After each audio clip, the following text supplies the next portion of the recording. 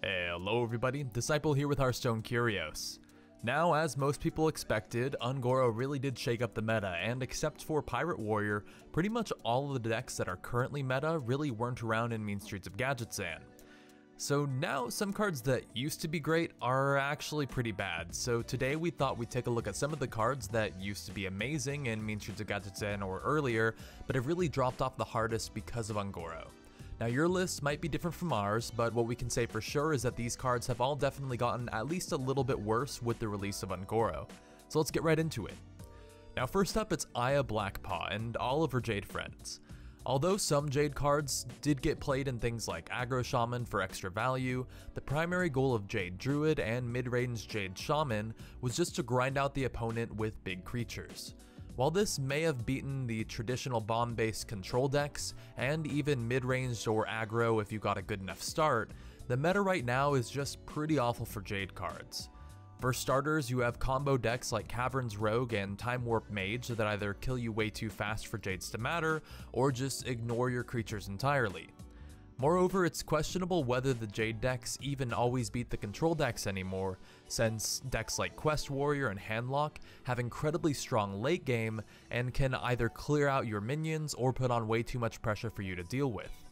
Dedicated Jade decks are just plain bad right now, but most people likely don't mind since we're just coming out of an era where there were Jade golems in almost every single game played, since Jade Druid and that aggro or mid-range Jade Shaman was just so powerful.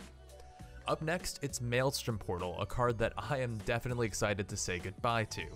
Maelstrom Portal is still a very strong card, and it's definitely a card that you do want in certain matchups, but between the aggro meta changing into more of a combo-based one with things like Caverns Rogue, and Shaman just getting worse overall as new top-tier decks emerge, Maelstrom Portal's just fallen off a lot.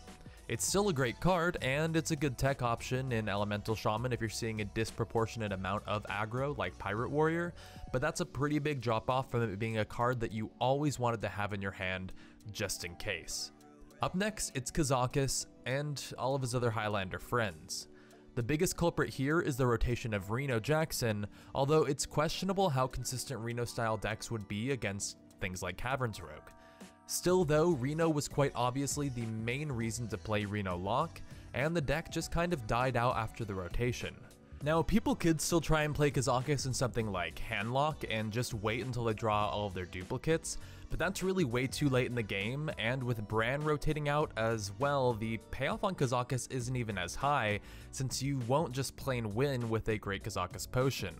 Now, that's kind of a shame since we did get cards like Celia, Raza, Cruel, and Kazakus in Mean Streets, and they're already pretty much unplayable, but unless Reno makes a comeback, which seems highly doubtful, they'll likely remain so for as long as they're in Standard. Now, the one thing that I could see bringing back these Highlander style decks is a lot more class-based healing, so that you can use your own spells, sort of like Greater Healing Potion in Priest, and play all these Highlander cards that give you great value like Kazakus, and maybe if we get some more value-based Highlander cards, the decks can be good enough.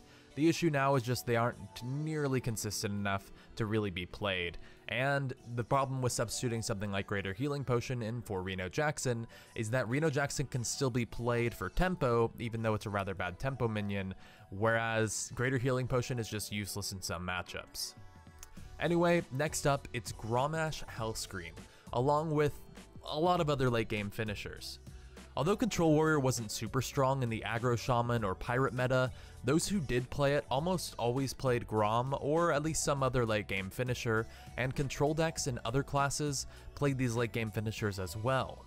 Now with the advent of quests, however, most quests will either win you the game by themselves or let you set up a combo that does win the game for you.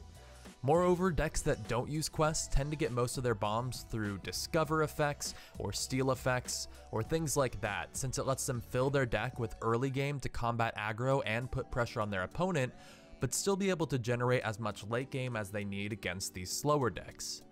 This essentially means that traditional bombs like Ysera, Grom, and many others are no longer good at all or really even playable, and Jiraxxus is pretty much the last traditional finisher that still sees play in Handlock. And last but not least, it's Acidic Swamp Ooze. Now at the peak of the pirate meta, Everyone was teching in Ooze because of how good it was against Shaman and Warrior, and even Shaman and Warrior were playing it because of how insane it was in the mirror. Now the best deck currently is still a weapon class in Cavern's Rogue, but blowing up a dagger isn't going to make you not die to these charging 5/5 Stone Tusk boars, and with Pirate Warrior and Aggro Shaman dropping off at least a little bit from how broken they used to be, Ooze is pretty much seeing zero play right now.